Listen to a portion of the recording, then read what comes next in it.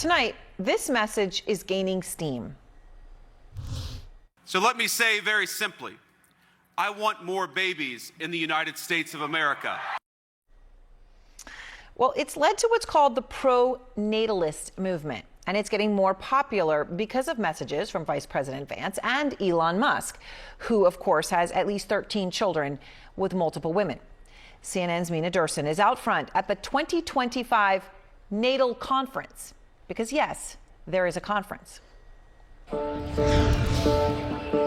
Raise your hand if you are a mom or a dad in the room here tonight. This is the war for civilization, and we are going to win it one life at a time. We're here at NatalCon, which is a gathering of about 200 people from all over the world who have come here because they all feel very strongly that the world needs more babies. There's a civilizational catastrophe coming, and the way to solve it is to have sex. Like, that's got to be the easiest pitch in history. Birth rates around the world are plummeting, and they think this is the issue of our time. It's a massive conversation, and that's why we're here. We need to encourage more people to get married and have kids. We need those people to be the people of the future. Many countries are no longer having enough kids to replace their populations.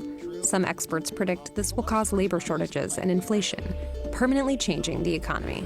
The people most passionate about this call themselves pronatalists. People are like, why are high fertility people always so weird? Malcolm and Simone Collins have 4 kids, soon to be 5, and are some of the loudest advocates for pronatalism. What we've seen is pronatalism and demographic collapse have become the global warming of the right. Some of the first people who really recognize the scale of the problem are major players in the White House right now, you know, like J.D. Vance and Elon Musk. The birth rate is very low in almost every country. And unless that changes, civilization will disappear. Elon Musk's fixation with population collapse has pushed pronatalism into the spotlight. His tweets about NatalCon helped double attendance for this year's event, where the tickets cost $1,000. Yes, I spent all of my savings coming here, actually. Do you want to have kids? Yes. You don't have kids? No. How many do you want to have? Well, minimum 5. I want to have my first at 22. And then I want to have you gotta get on that. Yeah, I know. Organizers said they heard a lot of interest in matchmaking, so they gave yellow wristbands to singles to help them find each other. You have a yellow wristband? Yes. So you're you're open to mingling? Yes. Well, yeah. Have you met anybody good? I'm not sure if you can tell. Yeah. But there's a lot of lads here. There's not that many ladies. The speakers are largely dry economist types, focused on tweaks to boost birth rates, from tax credits to housing. But politically, the vibe is firmly right-wing.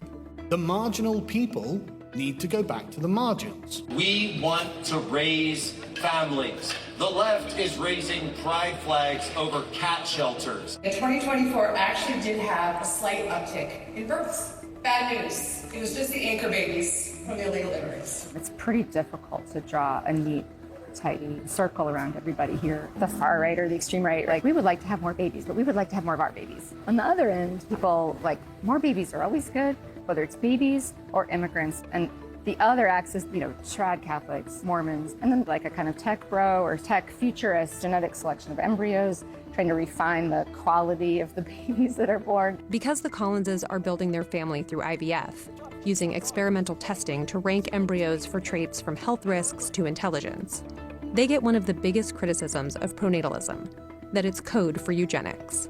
Eugenics is when you say, these are good traits, these are bad traits. This is just people choosing among their own embryos. We're not talking about sterilizing people or all the classic problems that are out there with eugenics.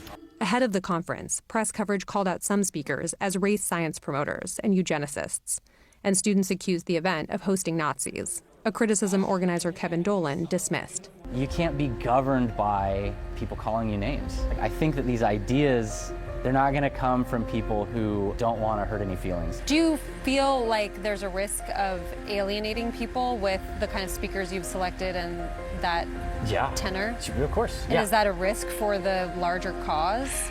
I mean, yeah, some of those people are polarizing. They're my friends. And I'm not going to chuck them under the bus. We can't let the right own things that are that fundamental. Paul Constance was the only liberal we met the whole weekend. I'm here because I think it's a really big topic, and progressives need to be in the conversation. Why is this such a big deal to you? So I have kids in their 20s, Young people today feel very hesitant or unable to form families. It's very easy to talk about cat ladies and to imply that people on the left don't care about kids. It's much harder to actually put forward policies that would make everyone of any political stripe be more inclined to form a family. I think that one of the things that often gets skipped over in any discussion of natalism today is kind of the actual lives of women who make decisions about whether or not to bring a child into the world. Don't forget about the ladies. Don't forget about the people who have the babies.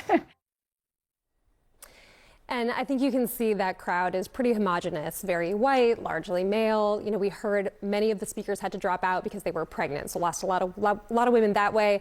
A lot of men told us they were there repping their wives because, you know, when you have a big family like that, you can't travel to a conference. It becomes very expensive and someone has to do that childcare. So I think this lack of diversity kind of shows this is a self-selecting group. You know, this message is kind of staying within these bubbles for now. And while these people are quite panicked about this, you know, a lot of experts we spoke to for this piece said collapse is really a little overblown. Yeah, it is amazing though watching. I mean, it's such an incredible report, but it did stand out so many white men. I mean, that's who was represented there.